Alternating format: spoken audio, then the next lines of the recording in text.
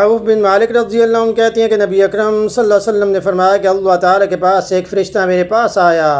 اور اس نے بارگاہ رب العزت کی جانب سے مجھے ان دو باتوں میں سے ایک بات چن لینے کا اختیار دیا کہ یا تو میری آدھی امت جنت میں داخل ہو جائے یا سب کے حق میں شفاعت کا حق مجھے حاصل ہو۔ بس میں نے اپنی پوری امت کے حق میں شفاعت کا حق حاصل ہونے کو چن لیا تاکہ سبھی مومن مسلمان اس سے فیض یاب ہوں اور کوئی بھی محروم نہ رہے۔ چنانچہ میری شفاعت میری امت میں سے ہر اس شخص کے لیے طے شدہ ہے جس نے اس حال میں اپنی جان قربان کی کہ اللہ کی شرک میں وہ مبتلا نہیں تھا۔ حاصل یہ کہ قیامت کے دن تمام اہل ایمان کو میری شفاعت نصیب ہونا یقینی ہے، یعنی جنہوں نے شرک نہیں کیا ہوگا۔ تو یہ نبی اکرم صلی اللہ علیہ وسلم کی رحمت ہے، اس لیے قرآن کریم میں بھی ارشاد باری تعالی ہے وَمَا أَرْسَلْنَاكَ إِلَّا رَحْمَةً لِّلْعَالَمِينَ، اور نہیں ہم نے آپ کو بھیجا مگر تمام جہانوں کے لیے رحمت بنا کر۔ قدم قدم پہ برکتیں، نفس نفس پہ رحمتیں، جہاں جہاں سے وہ شفیع عاصیاں گزر گیا،